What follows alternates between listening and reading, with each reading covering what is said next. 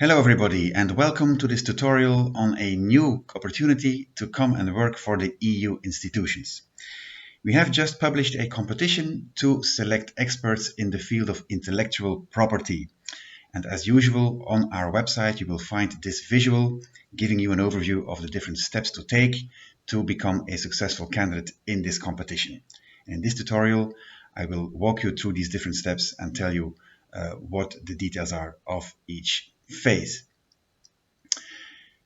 The eligibility criteria. It is an AD6 grade competition, meaning you need either a bachelor degree in law plus 3 years of experience in the field of intellectual property, or a bachelor in another field than law plus 5 years of relevant experience, or a bachelor in another field than law plus 4 years of experience and an additional master or PhD in intellectual property rights. You will find this, of course, very detailedly explained in the notice of competition, which you find also on the website where we have published this competition. Then there's also, of course, a language criterion. You need to speak 2 different EU languages. Your language 1 can be any of the 24, and you must master it on level C1.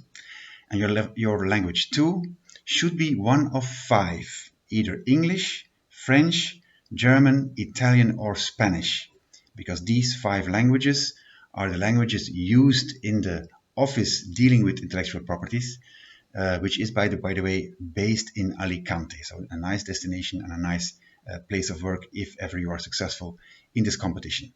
Your language 2 should be at least at level B2. The selection procedure looks at this. It has roughly 3 stages, if you like. First, there's an application phase, then there's a testing phase, and then there's, of course, the results phase. Everybody who applies gets invited to a single day of testing. So in one day, you will sit the 3 tests listed here: reasoning skills, field-related test, and the case study. I will get into detail a bit later in this tutorial. You will sit all these tests remotely, so you do not have to travel to a test center to take these tests. You can simply sit them from your home computer at your ease. The third phase is then, of course, the results phase. So let's get into detail in these 3 phases. Everything starts with an application, and in order to apply, you need to create an EPSO account. Of course, if you already have an EPSO account, you can use it to take part in this competition or to apply for it. If not, you create an account on our EPSO website. You can apply in any of the 24 languages, and you should do so before the 29th of August, noon, Brussels time. So you have plenty of time to fill out your application form. As said, everybody who applies gets invited to book a testing date, and on this day you will sit several tests. We start with testing your reasoning skills. We test your verbal, numerical and abstract reasoning skills in your language 1. You see the questions and duration and scoring mentioned here.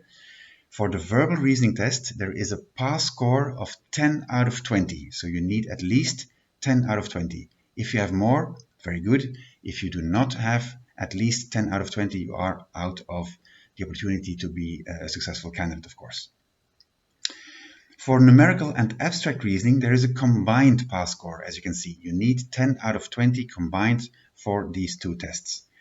You can prepare for this reasoning skills test by having a look to our sample tests, which you find on our website. You see the link here, and you find sample tests in all 24 languages available to try and prepare you for this test. The second test you will take is a field-related test. So there we will assess your knowledge in the field of intellectual property. You will take this test in your second language, and the pass score is 15 out of 30 at least. The third test is a case study where we will test your drafting skills in, again, your second language, the minimum pass score being 5 out of 10. Now, to calculate the final score for you to know if you are on the list of successful candidates or not, there is some higher mathematics involved, as you can see on this slide, but I will explain it to you. We take into account your score of the field-related test and the case study, so not the reasoning skills test. You need to to meet the pass score for the reasoning skills test. As long as you have met that pass score, you are still in the running for a place on the reserve list. The field-related test and the case study come into play when when it comes to ranking you for determining the list of successful candidates. The weight of the field-related test is 70% of the final score, and the weight of the case study score is 30%. So in the last column there, you see that the final score for the field-related test, A, is 70% of your score that you reached when sitting the test.